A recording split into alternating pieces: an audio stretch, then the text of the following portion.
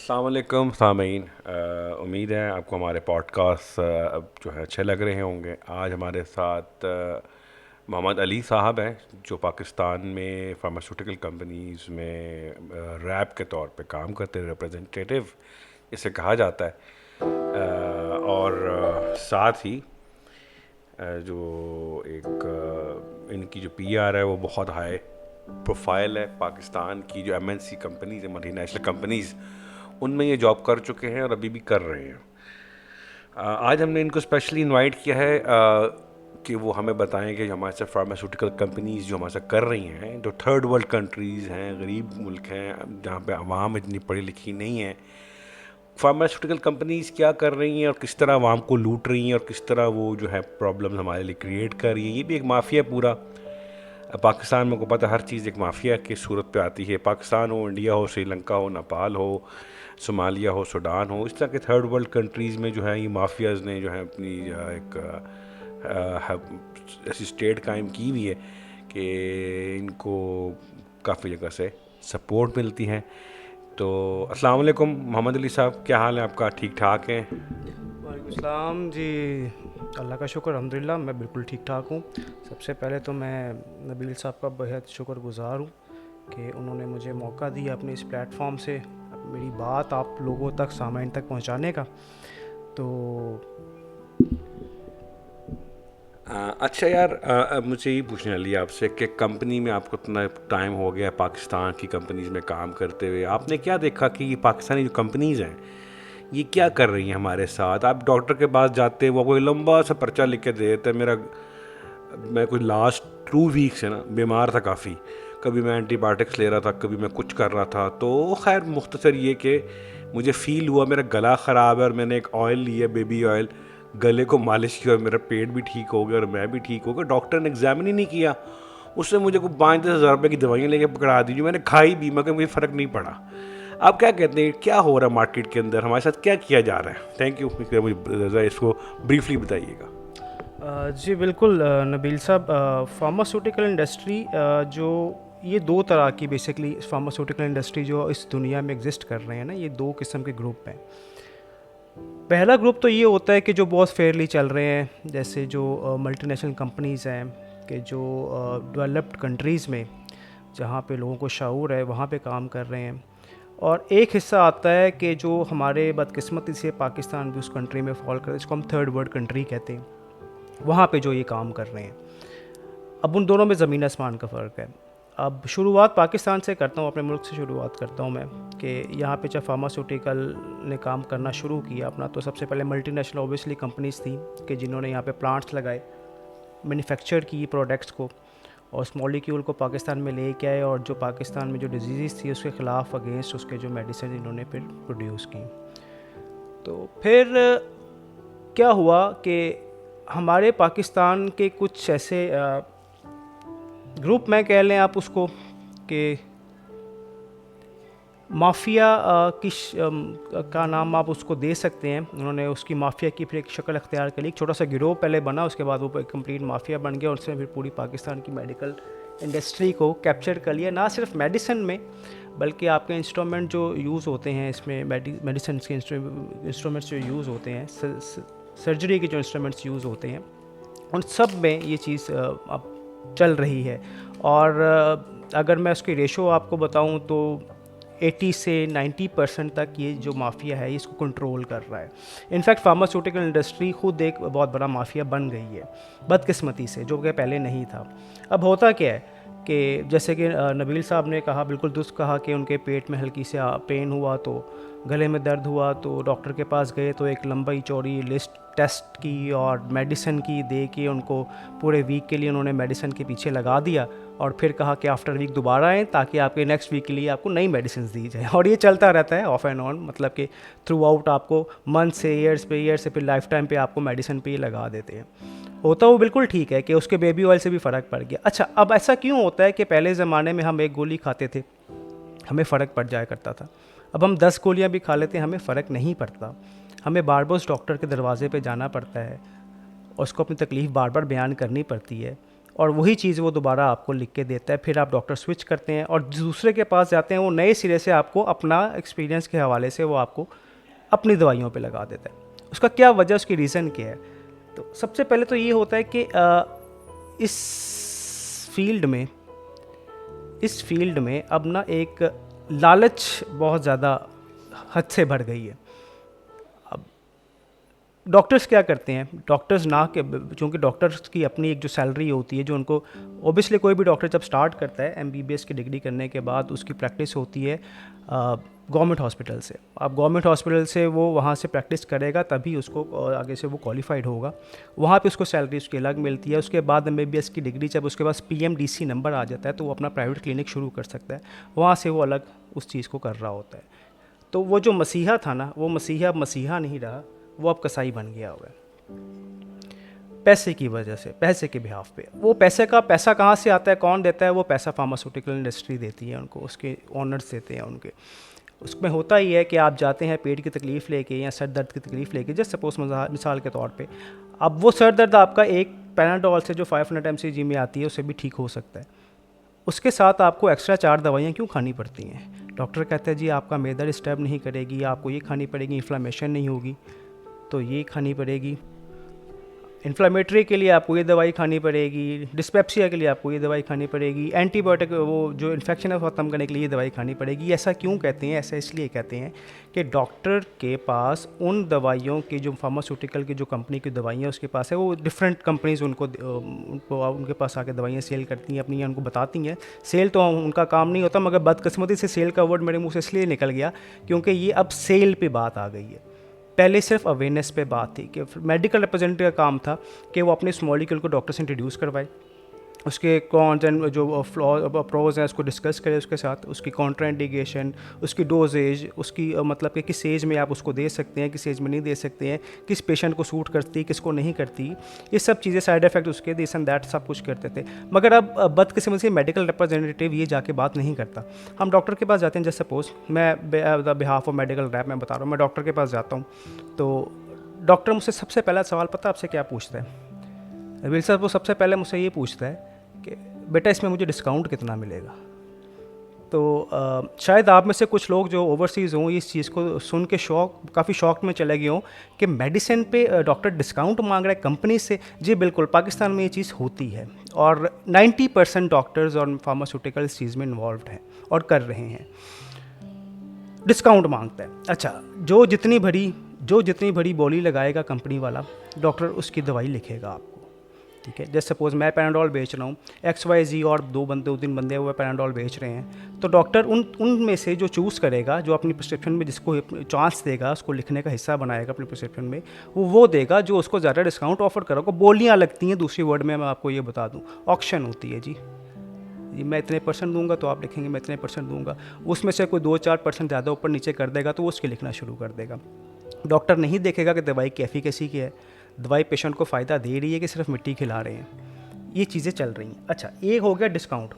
दूसरा क्या होता है?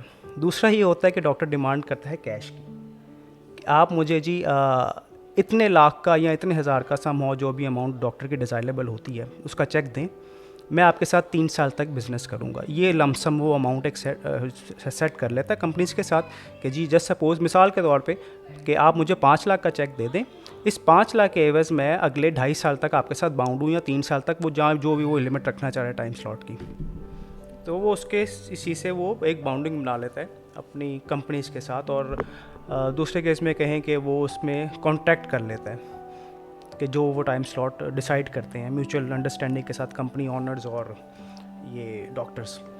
अच्छा, अब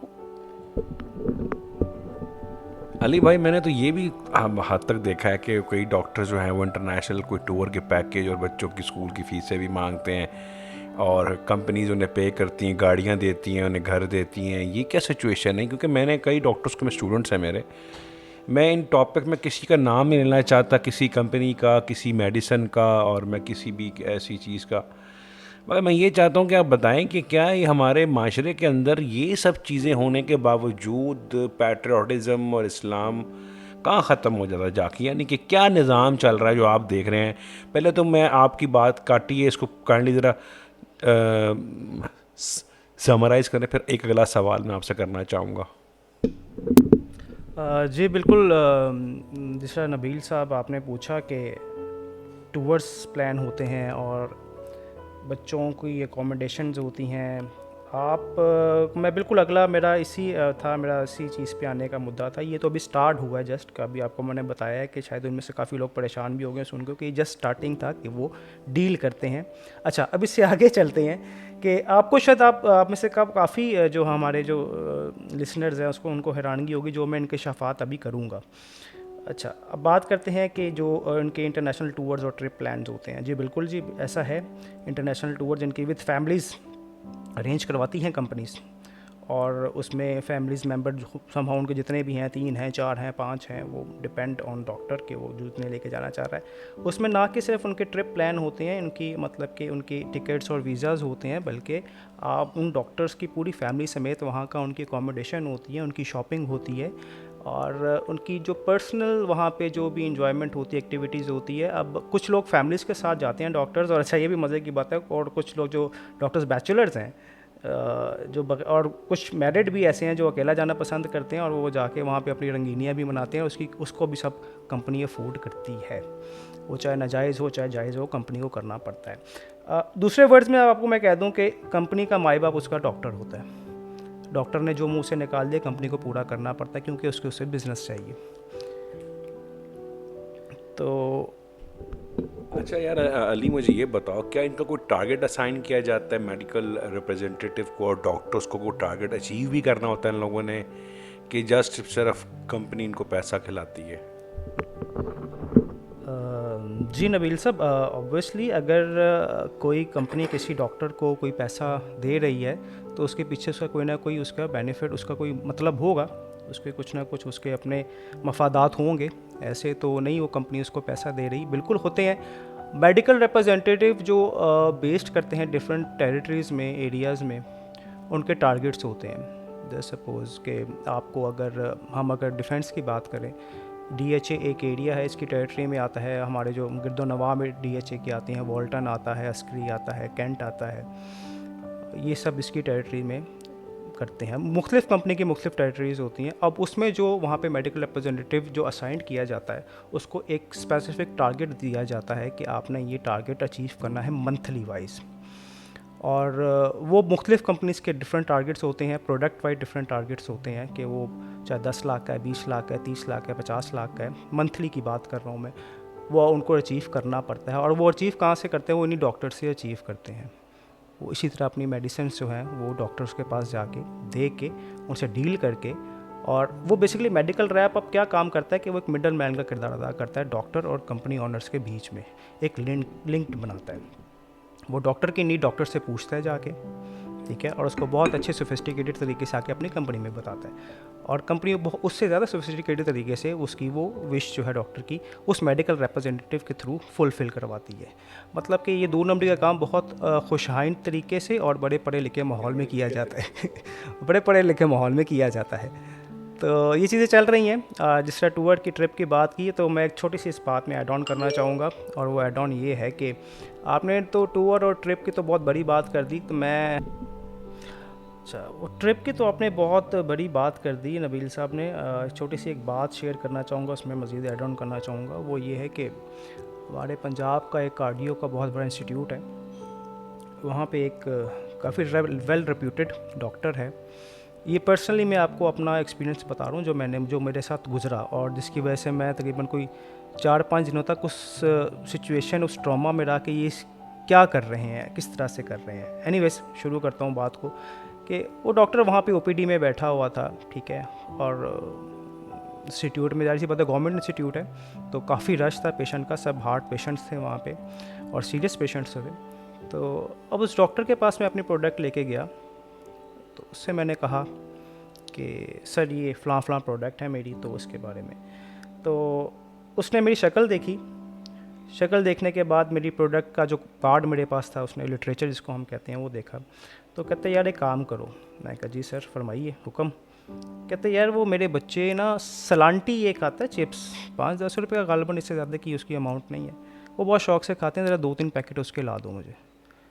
तो मैं दिल में तो हंस पड़ा, और दुख भी हुआ जाके, मैं उसको, जाहिर सी बात है अब उसने कहा था तो मुझे करना था, क्योंकि कंपनी हमें इस चीज़ के लिए बाउंड करती है कि डॉक्टर की कोई भी चीज़ आपने इसको ना नहीं करनी, उसको मना नहीं करना, उसका एक अलग बजट हमें मिलता है कि जिसको हम ओपीडी बजट कहते हैं फार्मास्यूटिकल इंडस्ट्री में।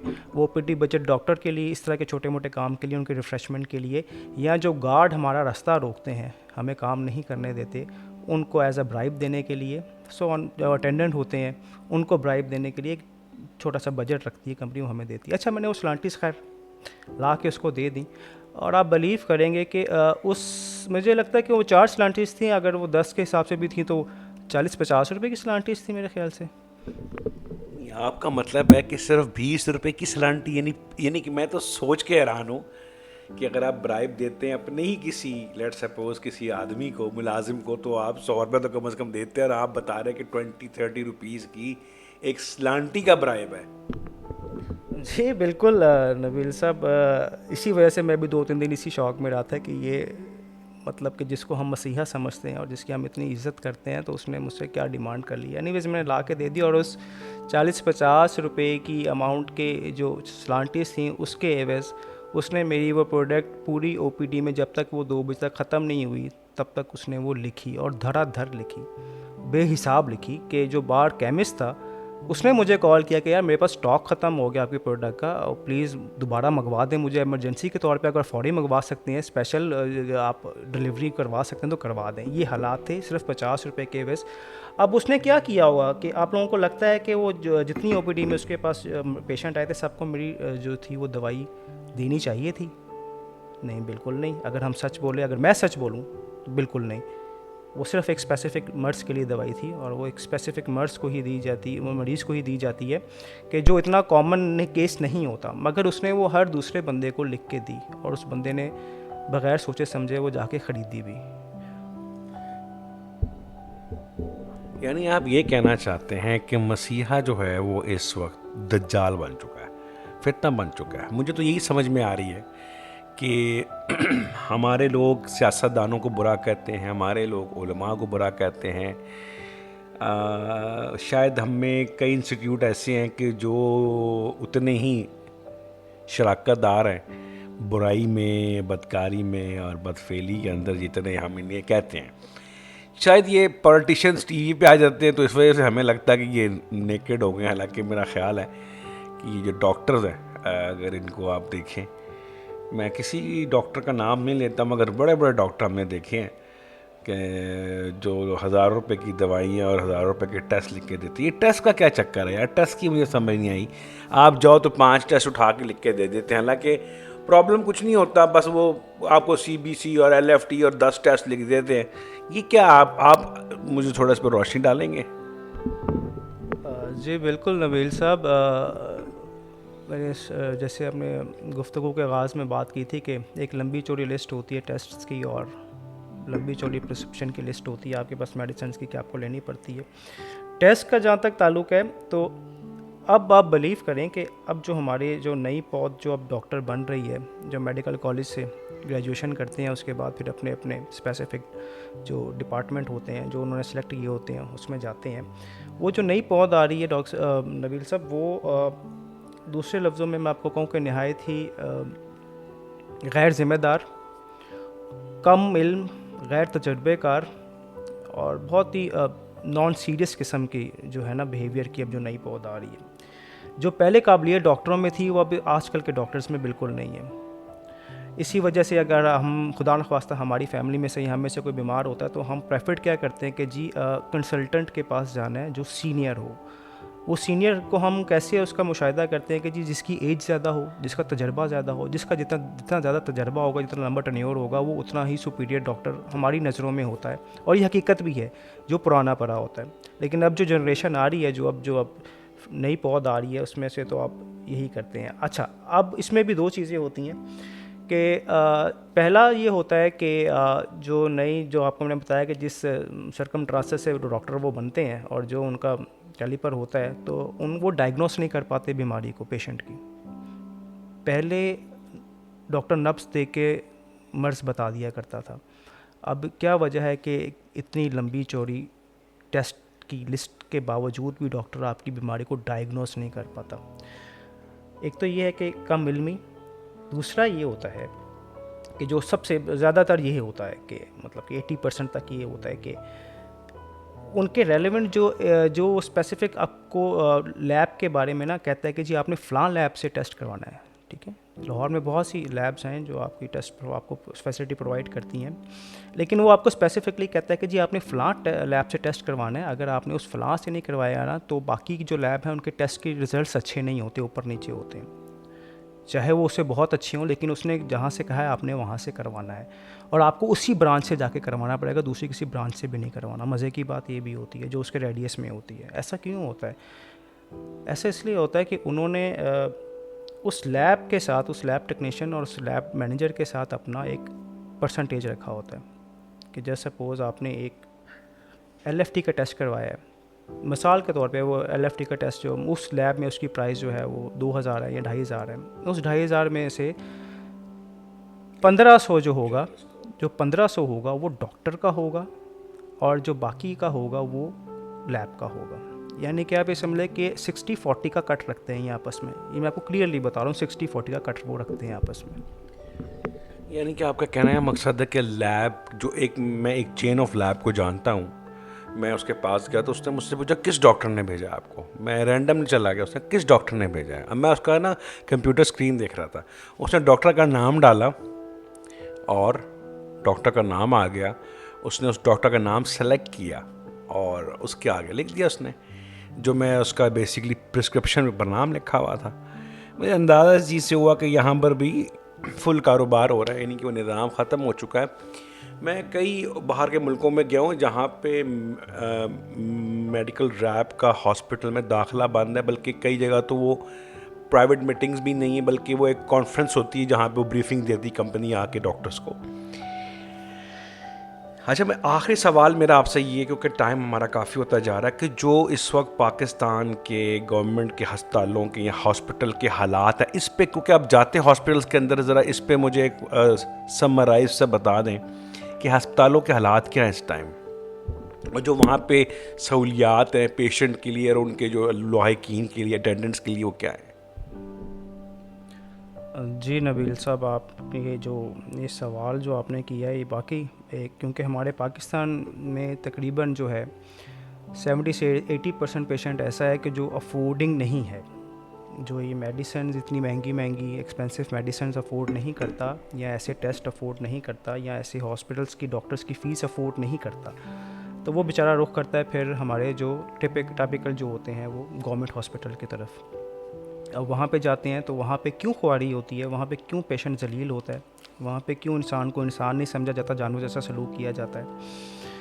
उसकी वजह ये होती है कि वहाँ पे उनको जिसको उनके मतलब कि उनको वो कमीशन नहीं मिलता, गवर्नमेंट वो कमीशन पे नहीं करती, गवर्नमेंट एक लमसम सैलरी पे करती है। अच्छा, अब मेडिकल रैप एक ऐसी एलिमेंट है कि जो हर चीज़ के साथ मिक्स हो जाता है। आप उसको गवर्नमेंट हॉस्पिटल में भेज दें, आप उसको प्राइवेट हॉस्पिटल में भेज दें, आप उसको फ्री कैंप में भेज दें, डिस्पेंसरी में भेज दें, वो ऐसे एक एलिमेंट है कि जो हर एलिमेंट के साथ मिक्सड हो जाता है और वहाँ से चीज़ निकाल लेता है।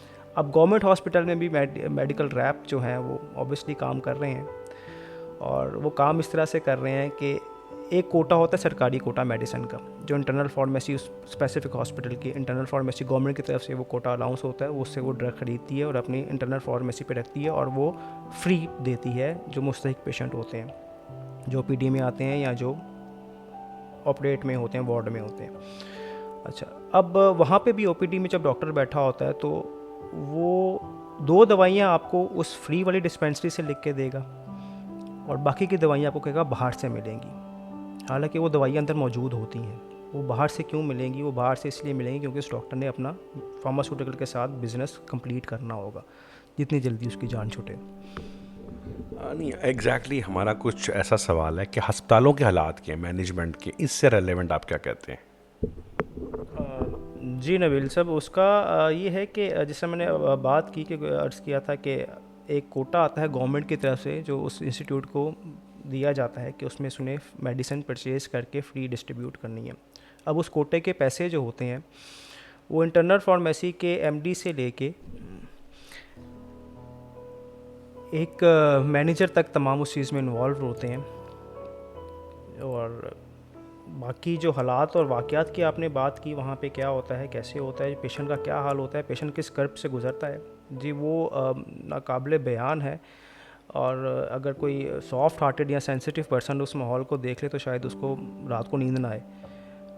मैं आपकी अपनी आंखों देखी वाक़या मैं आपको बता दूं, क्योंकि हमारा तो रोज़ इन चीज़ों से सामना होता है। जब मैं नया नया इस फील्ड में आया था तो मैं बहुत डिस्टर्ब रहा था कि यार ये देखने को क्या मिल रहा है, परेशान रहता था। मगर खैर उस चीज़ का फिर हिस्सा बन गया, यूज़ टू हो गया। ऑपरेशन थिएटर के बाहर मरीज़ लेटा हुआ है, चीर फाड़ उसका अंदर चल रहा है, एक बाहर लेटा हुआ है और डॉक्टरों के पास टाइम नहीं है, अंदर बैठ के गप्पे मार रहे हैं, चाय पी रहे हैं, कॉफ़ी पी रहे हैं, सिगरेट पी रहे हैं। ऑपरेशन थिएटर के अंदर बैठ के सिगरेट पी रहे हैं, पेशेंट का चीर फाड़ करके ब्रेक लिए उन्होंने और वो अंदर बैठ के कॉफ़ी पी रहे हैं। अच्छा हुआ क्या, मज़े की बात बताता हूँ मैं आपको कि मैं अपनी प्रोडक्ट लेके गवर्नमेंट हॉस्पिटल में गया, क्योंकि उस टाइम पे थोड़ा सा मेडिकल रिप्रेजेंटेटिव पे रिस्ट्रिक्शन थी, बैन थे, तो मेरे पीछे वहाँ के गार्ड पड़ गए। अच्छा मैं अब घबरा के वहाँ से निकला, तो ऑपरेशन थिएटर के सामने से गुजरा तो मैं अंदर घुस गया। तो इत्तेफाक से उस अंदर जो सर्जरी चल रही थी, वो डॉक्टर जो था वो मेरा बहुत अच्छा जानने वाला था। वो जानने वाला भी कैसे बना कि मैंने उसको किसी कंपनी में, किसी ज़माने में किसी कंपनी से पैसे चेक लेके दिया था और उसे वो बिज़नेस करवाया हुआ था।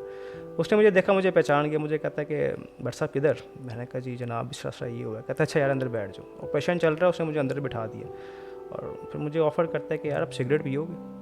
अब मैं पहले तो उसकी शक्ल बड़ी हैरत से देखी और फिर मैंने नाम में सारे हिला दिया। तो कहता भट्ट साहब लगाएं यार, मेरे लिए लगाएं, मैं पीऊँगा। अब उसके एक हाथ में सिगरेट है और पीछे खड़ा होकर अपने जूनियर्स के साथ जो असिस्टेंट्स हैं उनको कह रहा है कि जी आप ऑपरेट करें, उनको इंस्ट्रक्शन दे रहा है। और बाहर एक लंबी लाइन मरीज़ों की लगी हुई है कि जो अपनी जान को बचाने के लिए दुआएं मांग रहे हैं और इस चीज़ की उनको बिल्कुल भी फ़िक्र नहीं है जो अंदर कसाई बैठे हुए हैं। स्ट्रेचर्स नहीं मिलते, व्हील चेयर नहीं मिलती, टांगे टूटी, एक्सीडेंट में बंदा गोद में उठा के आया जा रहा है। यार मैंने तो ये भी सुना और देखा है, मैं एक दफ़ा किसी गवर्नमेंट हॉस्पिटल में गया था, मरीज़ जो है वो कॉरिडोर में ड्रिपें लगी हुई हैं, बाहर बाग में लेटा हुआ है और कोई पूछने वाला नहीं है उसका। ये भी कभी आपने एक्सपीरियंस किया है? जी बिल्कुल नबील साहब, एक बेड के ऊपर जब 4 पेशेंट लेटे होंगे, जब पाँचवें की जगह नहीं होगी तो वो पाँचवा कहाँ जाएगा। वो पाँचवा बेचारा फिर स्पेशल रूम जो उनका होता है, जिसको हम कॉरिडोर कहते हैं, जिसने आपने नाम लिया, वो वहाँ पे पड़ा होता है। उसकी ड्रिप को एक मैली सी टाँगे के साथ बांध के ग्रिल के साथ लटका दिया जाता है और ज़मीन पे चटाई पे वो बेचारा लेट के अपना ड्रिप पूरी करवा रहा होता है। ये बिल्कुल सच है। ना सिर्फ दूसरे पेशेंट बल्कि जो गायनी के पेशेंट्स होते हैं, आप बिलीव करें कि कुछ तो ऐसे गायनी ओपीडी के बाहर या गायनी सर्जरी के बाहर ऐसे पेशेंट्स होते हैं कि जो बेचारी कॉरिडोर में और स्टेयर्स पे अपने बच्चे पैदा कर रही होती हैं। ये हालात और वाक़यात, ये मैं मजाक नहीं कर रहा हूँ आपसे और ये कोई अफसानवी बात नहीं है, हकीकत बात है। कभी इत्तफाक हो तो जाके देखिएगा कि क्या होता है। ये आपने हमारे पाकिस्तान का एक इस्लामी जमहूरिया पाकिस्तान, जिसका नारा है पाकिस्तान का मतलब क्या, ला इलाहा इल्लल्लाह, और हम सब का मकसद क्या, मोहम्मद रसूलुल्लाह, सरकार अलैहिस्सलाम की हयात की पैरवी करना। आपने जो फरमाया व आतिउल्लाह व आतिउर रसूल, रसूल की पैरवी करना। हमारे साथ मोहम्मद अली साहब थे जो काफ़ी सालों से, अप्रॉक्सीमेटली 15 ईयर्स से मेडिकल की फील्ड में हैं और आज हमें इनसे बात करने का मौका मिला। और आज आपको समझ में आ गया होगा, आप में से कई डॉक्टर होंगे, वकील होंगे, कई आप में से कई प्रोफेशंस में काम कर रहे होंगे। आपको आज यकीन आ जाना चाहिए कि किस तरीके से जो हम जिनको मसीहा समझते हैं वो किस तरीके से आपको और हमारा सौदा करते हैं। पाकिस्तान को कुछ भी नहीं, पाकिस्तान नहीं बीमार, ना पाकिस्तानी बीमार है, यहाँ पे मुसलमान का ईमान बीमार है। यहाँ पे घर घर हॉस्पिटल पार्लियामेंट्स में कई अबू जहल बैठे हुए हैं, कई फ़िरौन बैठे हुए हैं। हम एक दो को रो रहे हैं सिर्फ। सिस्टम पूरा ही ख़राब है, सिस्टम पूरा ही तब्दील होने वाला है। कपड़े फट चुके हैं, आंसू बह चुके हैं, खून निकल चुका है और अभी तक हम इंतज़ार कर रहे हैं कि कोई मसीहा आएगा और हमें बचाएगा आकर। सच कौन बताएगा? उम्मीद है आपको हमारा आज का पॉडकास्ट पसंद आया होगा। इंशाल्लाह हम अगली सीरीज़ के अंदर एक डॉक्टर से इंटरव्यू लाजमी करेंगे। Thank you so much.